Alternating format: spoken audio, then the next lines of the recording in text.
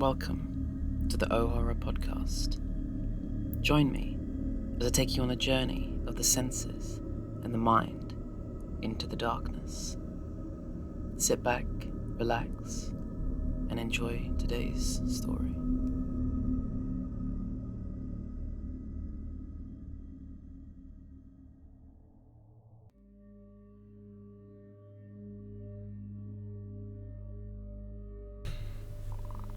The yellow wallpaper. It is very seldom that mere ordinary people like John and myself secure ancestral halls for the summer. A colonial mansion, a hereditary estate. I would say a haunted house and reach the height of romantic felicity, but that would be asking too much of fate. Still, I will proudly declare that there is something queer about it. Else, why should it be let so cheaply? And why have stood so long unattended? John laughed at me, of course, but one expects that in marriage. John is practical in the extreme. He has no patience with faith, an intense horror of superstition, and he scoffs openly at any talk of things not to be felt and seen and put down in figures. John is a physician, and perhaps, I would not say it to a living soul, of course, but this is dead paper and a great relief to my mind. Perhaps that is one reason I'll not get well faster. You see, he does not believe I am sick. And what can one do? If a physician of high standing and one's own husband assures friends and relatives that there is really nothing the matter with one but temporary nervous depression, a slight hysterical tendency, what is one to do? My brother is also a physician, and also of high standing, and he says the same thing. So I take phosphates or phosphites, whichever it is, and tonics and journeys and air and exercise, and I'm absolutely forbidden to work until I am well again. Personally, I disagree with their ideas. Personally, I believe that congenial work with excitement and change would do me good. But what is one to do? I did write for a while in spite of them, but it does exhaust me a good deal, having to be so sly about it, or else meet with heavy opposition. I sometimes fancy that my condition, if I had less opposition and more society and stimulus. But John says the very worst thing I can do is to think about my condition, and I confess it always makes me feel bad. So I will let it alone and talk about the house. The most beautiful place. It is quite alone, standing well back from the road, quite 3 miles from the village. It makes me think of England places you read about, for there are hedges and walls and gates that lock, and lots of separate little houses for the gardeners and people. There is a delicious garden. I never saw such a garden. Large, shady, full of box-bordered paths, and lined with long grape-covered arbours with seats under them. There were greenhouses too, but they're all broken now. There was some legal trouble, I believe, something about the heirs and co-heirs. Anyhow, the place has been empty for years. That spoils my ghostliness, I'm afraid, but I don't care. There is something strange about the house. I can feel it. I even said so to John one moonlit evening, but he said what I felt was a draught, and shut the window. I get unreasonably angry with John sometimes. I'm sure I never used to be so sensitive. I think it is due to this nervous condition. But John says if I feel so, I shall neglect proper self-control. So I take pains to control myself, before him at least, and that makes me very tired. I don't like our room a bit. I wanted one downstairs that opened on the piazza and had roses all over the window and such pretty old-fashioned chintz hangings, but John would hear none of it. He said there was only one window and not rooms for 2 beds, and no near room for him if he took another. He's very careful and loving, and hardly lets me stir without special direction. I have a scheduled prescription for each hour of the day. He takes all care from me, and so I feel basely ungrateful not to value it more. He said we came here solely on my account, that I was to have the perfect rest and all the air I could get. "Your exercise depends on your strength, my dear," he said, "and your food somewhat on your appetite, but air you can absorb all the time." So we took the nursery at the top of the house. It is a big and airy room, the whole floor nearly with windows that look all ways, and air with sunshine galore. It was nursery at first, and then playground and gymnasium. I should judge, for the windows are barred for little children, and there are rings and things in the walls. The paint and paper look as if a boys' school had used it. It is stripped off the paper in great patches all around the head of my bed, about as far as I can reach, and in a great place on the other side of the room, low down. I never saw a worse paper in my life. One of those sprawling, flamboyant patterns committing every artistic sin. It is dull enough to confuse the eye in following, pronounced enough to constantly irritate and provoke study, and when you follow the lame, uncertain curves for a little distance, they suddenly commit suicide, plunge off at outrageous angles, destroy themselves in unheard contradictions. The colour is repellent, almost revolting, a smouldering, unclean yellow, strangely faded by the slow-turning sunlight. It is a dull yet lurid orange in some places, a sickly sulphur tint in others. No wonder the children hated it. I should hate it myself if I had to live in this room long. There comes John, and I must put this away. He hates to have me write a word. We've been here 2 weeks, and I haven't felt like writing before, since that first day.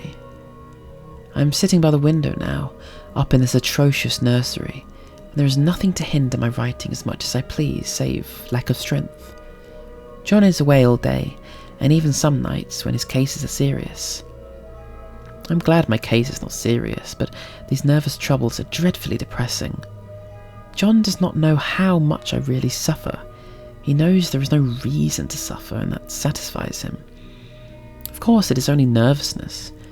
It does weigh on me, not to do my duty in any way. I mean to be such a help to John, such a real rest and comfort, and here I am, a comparative burden already. Nobody would believe what an effort it is to do what little I am able, to dress and entertain and order things. It is fortunate Mary is so good with the baby, such a dear baby. And yet I cannot be with him. It makes me so nervous. I suppose John was never nervous in his life. He laughs at me about this wallpaper. At first he meant to repaper the room, but afterwards he said that I was letting it get the better of me, and that nothing was worse for a nervous patient than to give way to such fancies. He said that after the wallpaper was changed, it would be the heavy bedstead, and then the barred windows, and then the gate at the head of the stairs, and so on. "You know the place is doing you good," he said.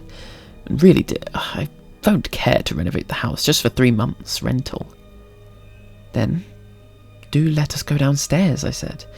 "There are plenty of rooms there." Then he took me in his arms and called me a blessed little goose, and said he would go down cellar if I wished, and have it whitewashed into the bargain. But he is right enough about the beds and windows and things. It is as airy and comfortable a room as anyone need wish, and of course I would not be so silly as to make him uncomfortable just for a whim. I'm really getting quite fond of the big room, but that arid, horrid paper. Out of one window I can see the garden, those mysterious deep-shaded arbours, the riotous old-fashioned flowers and bushes and gnarly trees. Out of another I get a lovely view of the bay and a little private wharf billing into the estate. There is a beautiful shaded lane that runs down there from the house. I always fancy I see people walking in these numerous paths and arbours, but John has cautioned me not to give way to fancy in the least. He says that with my imaginative power and habit of story-making, a nervous weakness like mine is sure to lead to all manner of excited fancies, and that I ought to use my will and good sense to check the tendency. So I try. I think sometimes that if I were only well enough to write a little, it would relieve the press of ideas and rest me. But I find I get pretty tired when I try. It is so discouraging not to have any advice and companionship about my work. When I get really well, John says we will ask Cousin Henry and Julia down for a long visit, but he says he would as soon put fireworks in my pillowcases as to let me have those stimulating people about now. I wish I could get well faster, but I must not think about that. This paper looks to me as if I knew what a vicious influence it had. There is a recurrent spot where the pattern lolls like a broken neck and two bulbous eyes stare at you upside down. I get positively angry with the impertinence of it and the everlastingness. Up and down and sideways they crawl, and those absurd unblinking eyes are everywhere. There is one place where two breadths didn't match, and the eyes go all up and down the line, one a little higher than the other. I never saw so much expression in an inanimate object before, and we all know how much expression they have. I used to lie awake as a child and get more entertainment and terror out of blank walls and plain furniture than most children could find in a toy store. I remember what a kindly wink the knobs in our big old bureau used to have. And there was one chair that always seemed to have a strong friendship inside it. I used to feel that if any of the other things looked too fierce, I could always hop into that chair and be safe. The furniture in this room is no worse than inharmonious, however, for we had to bring it from all downstairs. I suppose when this was used as a playroom, they had to take the nursery things out, and no wonder. I never saw such ravages the children have made here. The wallpaper, as I said before, is torn off in spots, and it sticketh closer than a brother must have if they had the perseverance as well as hatred. Then the floor is scratched and gouged and splintered. The plaster itself is dug out here and there, and this great heavy bed, which is all we found in the room, looks as if it had been brought through the wars. But I don't mind a bit. Only the paper.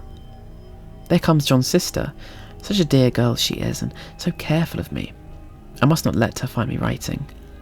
She's perfect, an enthusiastic housekeeper, and hopes for no better profession. I verily believe she thinks it is the writing which made me sick. But I can write when she is out, and see her a long way off from these windows. There is one thing that commands the road, a lovely shaded winding road, and one that looks just off over the country, a lovely country too, full of great elms and velvet meadows. This wallpaper was a kind of sub-pattern in a different shade, a particularly irritating one, for you can only see it in certain lights, and not clearly then. But in the places where it isn't faded, and where the sun is just so, I can see a strange, provoking, formless sort of figure that seems to sulk about behind that silly and conspicuous front design. There's Sister on the stairs. Well, the 4th of July is over. The people are gone, and I am tired out.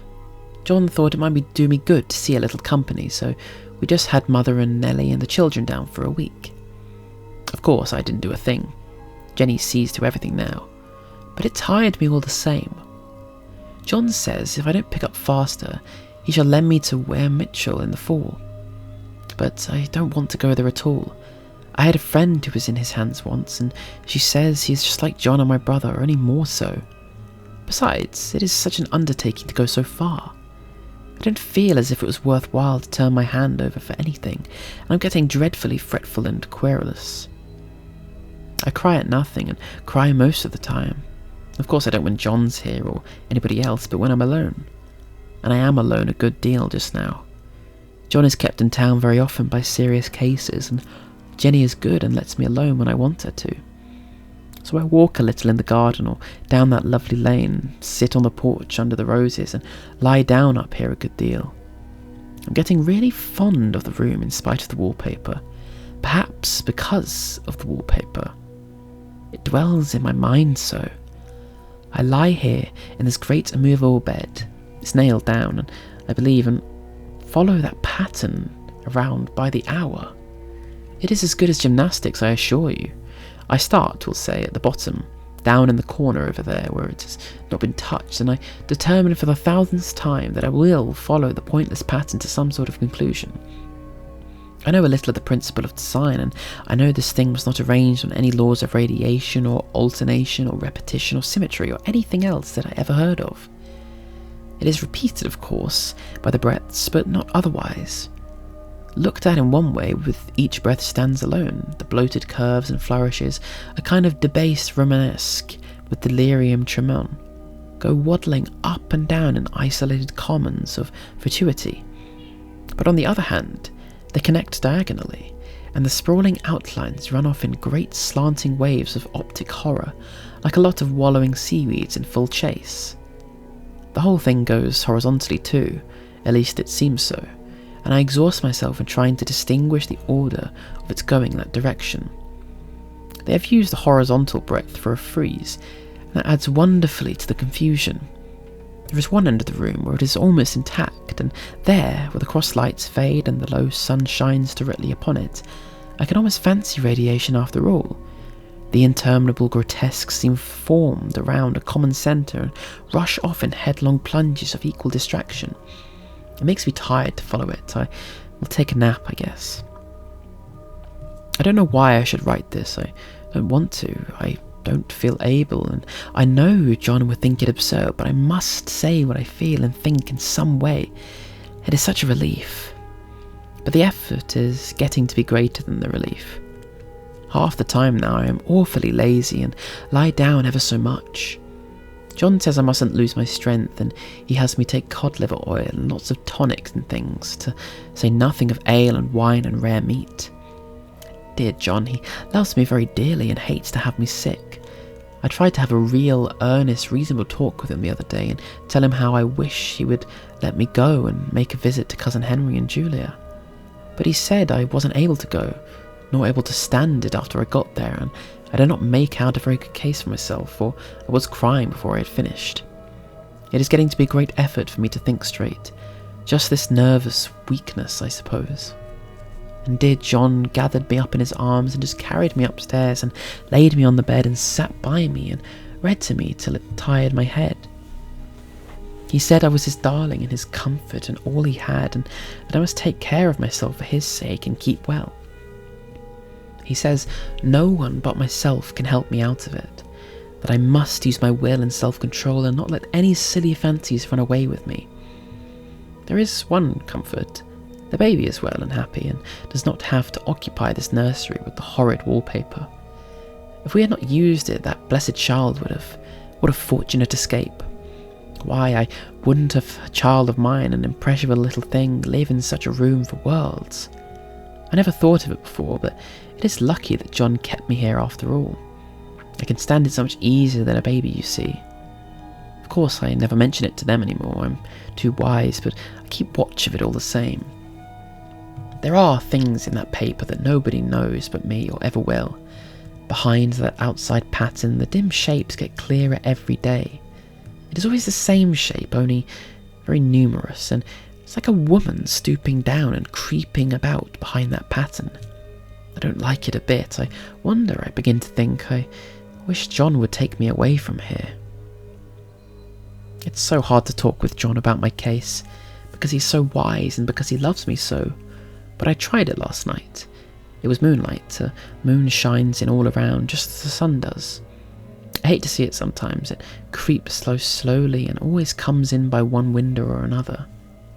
John was asleep, and I hated to waken him, so I kept still and watched the moonlight on that undulating wallpaper till it felt creepy. The faint figure behind seemed to shake the pattern, just as if she wanted to get out. I got up slowly and went to feel and see if the paper did move, and when I came back, John was awake. "What is it, little girl?" he said. "Don't go walking about like that, you'll get cold." I thought it was a good time to talk, so I told him that I really was not gaining here and said that I wished he would take me away. "Why, darling?" said he.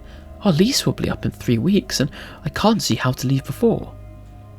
The repairs are not done at home, and I cannot possibly leave town just now. Of Of course, if you were in any danger, I could and would, but you really are better, dear, whether you can see it or not. I am a doctor, dear, and I know you are gaining flesh and colour. Your appetite is better. I feel really much easier about you. I didn't weigh a bit more, said I, nor as much, and my appetite may be better in the evening when you are here, but it's worse in the morning when you're away. Bless her heart, he said with a big hug. She shall be sick as she pleases, but now let's improve the shining hours by going to sleep and talk in the morning. And you won't go away? I asked gloomily.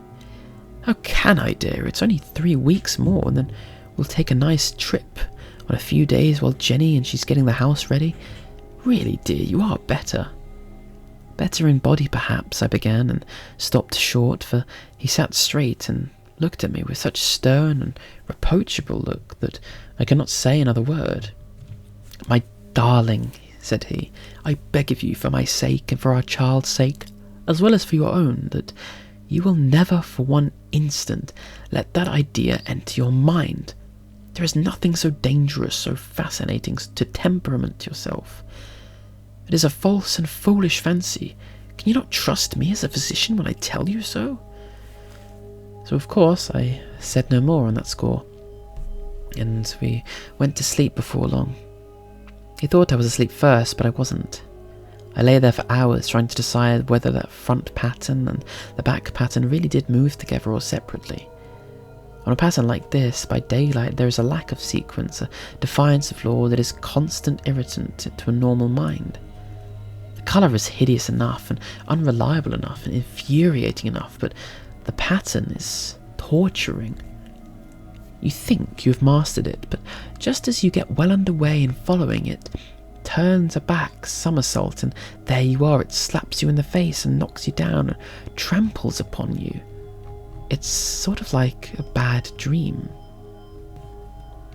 The outside pattern is a florid arabesque, reminding one of a fungus, if you can imagine a toadstool in joints, an interminable string of toadstools budding and sprouting in endless convulsions. Why, that is something like it. That is, sometimes, there is one marked peculiarity about this paper, a thing nobody seems to notice but myself, and that is that it changes as the light changes. When the sun shoots in through the east window, I always watch for that first long, sharp ray. It changes so quickly that I never can believe it. By moonlight, the moon shines in all night where there is moon. I wouldn't know it was the same paper.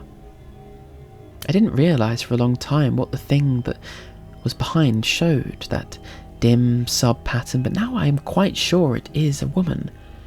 By daylight she is subdued, quiet. I fancy it is the pattern that keeps her so still. It is so puzzling, it keeps me quiet by the hour. I lie down ever so much now.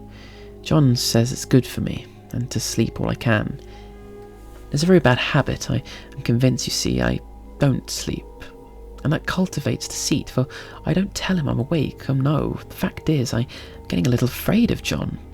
He seems very queer sometimes, and even Jenny has an inexplicable look. It strikes me occasionally, just as a scientific hypothesis, that perhaps it is the paper. I've watched John when he did not know I was looking and come into the room suddenly at the most innocent excuses, and I've caught him several times looking at the paper, and Jenny too. I caught Jenny with her hand on it once. She said that the paper stained everything it touched, and that she found yellow smooches on all my clothes and John's, and she wished we would be more careful. It did not sound innocent, but I know she was studying that pattern. I am determined that nobody shall find out by myself. Life is very much more exciting now than it used to be. You see, I have something more to expect, to look forward to watch. I really do eat better, and I am more quiet than I was. John is so pleased to see me improve. He laughed a little the other day and said I seemed to be flourishing in spite of my wallpaper. I turned it off with a laugh. I had no intention of telling him it was because of the wallpaper. He would make fun of me. He might even want to take me away. I don't want to leave now until I found it out. There's a week more, and I think that will be enough. I'm feeling ever so much better. I don't sleep much at night, for it is so interesting to watch developments, but I sleep a good deal in the daytime. In the daytime it is tiresome and perplexing.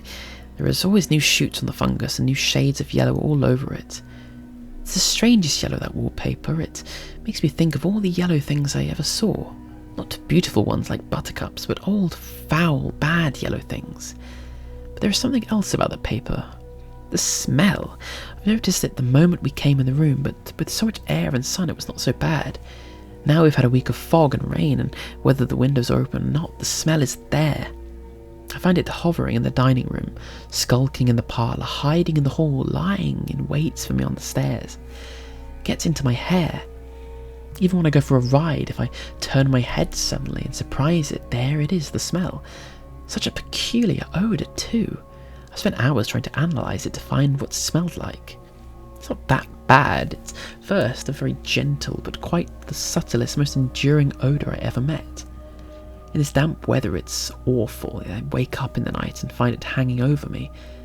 It used to disturb me at first, but I thought seriously about burning the house to reach the smell, but now I'm used to it. The only thing I can think of that is the colour of the paper, a yellow smell. There's a very funny mark on this wall, low down near the mopboard, a streak that runs around the room.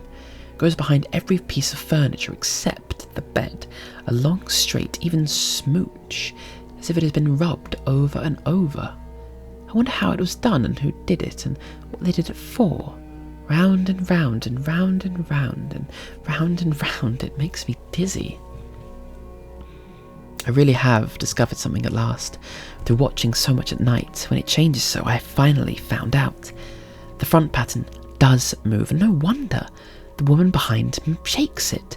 Sometimes I think there are a great many women behind it, sometimes only one, and she crawls around fast, and her crawling shakes it all over, and then in the very bright spots she keeps still, and in the very shady spots she just takes hold of the bars and shakes them hard, and she's all the time trying to crawl through. But nobody could climb through that pattern, it strangles so. I think that is why it has so many heads. They get through and then the pattern strangles them off and turns them upside down and makes their eyes white. If those heads were covered or taken off, it wouldn't be half so bad. I think that woman gets out in the daytime, and I'll tell you why. Privately, I've seen her. I can see her out of every one of my windows. It's the same woman, I know, for she is creeping, and most women do not creep in the daylight. I see her in the long shaded lane, the long black road under the vines. I don't blame her a bit. It must be humiliating to be caught creeping by daylight. I always lock the door when I creep by daylight. I can't do it at night, for I know John would suspect something at once. And John is so queer now that I don't want to irritate him. I wish he would take another room. Besides, I don't want anybody to get that woman out at night but myself. I often wonder if I could see her out of all the windows at once, but as I turn as fast as I can only see her out of one at a time. And though I always see her, she may be able to creep faster than I can turn. I have watched her sometimes away off in the open country, creeping as fast as a cloud shadow in a high wind.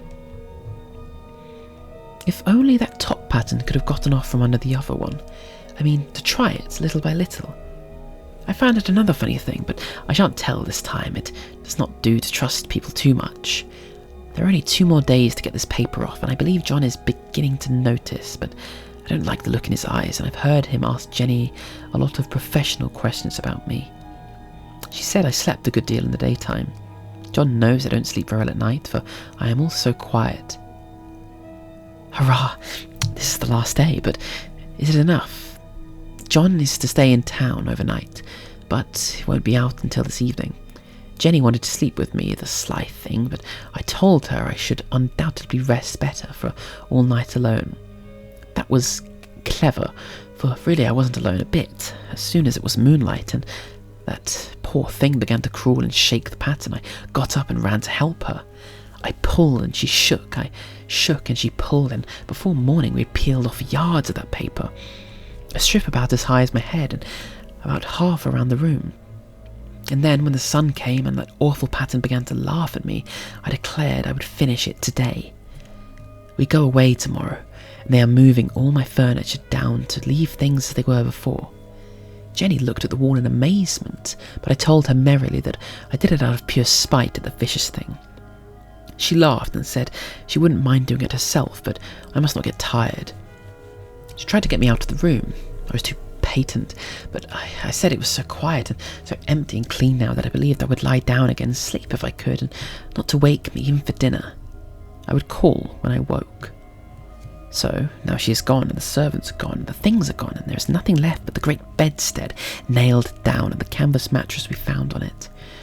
We shall sleep downstairs tonight and take the boat home tomorrow. I quite enjoy the room now it is bare again. How those children did tear about here. This bedstead is fairly gnawed, but I must get to work. I have the locked door and thrown the key out into the front path. I don't want to go out. I don't want to have anybody come in till John comes. I want to astonish him.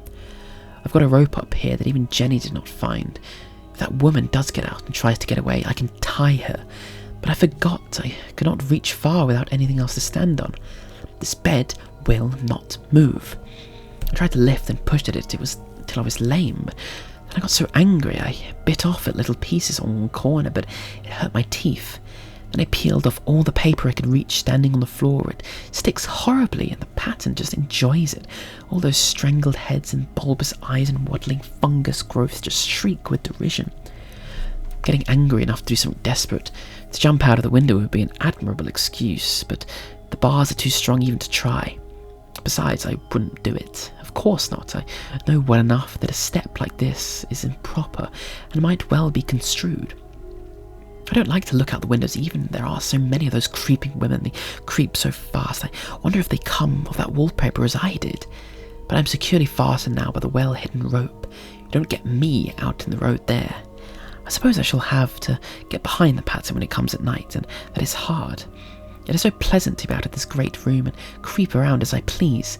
I don't want to go outside. I won't, even if Jenny asks me to. For outside you have to creep on the ground and everything is green instead of yellow. But here I can creep smoothly on the floor and my shoulder just fits in that long smooch around the wall. I cannot lose my way. Why, there's John at the door. It's no use, young man, you can't open it. How does he call and pound? Now he's crying for an axe. It'd be a shame to break down that beautiful door. John dear, said I in the gentlest voice, the key is down by the front steps under the painted leaf. That silenced him for a few moments. Then he said, very quietly indeed, Open the door, my darling. I can't, said I. The key is down by the front door under the plantain leaf. And then I said it again, several times, very gently and slowly, and said it so often that he had to go and see, and he got it, of course, and came in. He stopped short by the door. What's the matter? He cried. For God's sake, what are you doing? I kept on creeping just the same, but I looked at him over my shoulder. I've got out at last, said I, in spite of you and Jane, and I've pulled off most of the paper, so you can't put me back. Now, why should that man have fainted? But he did, and right across my path by the wall, so that I had to creep over him every single time.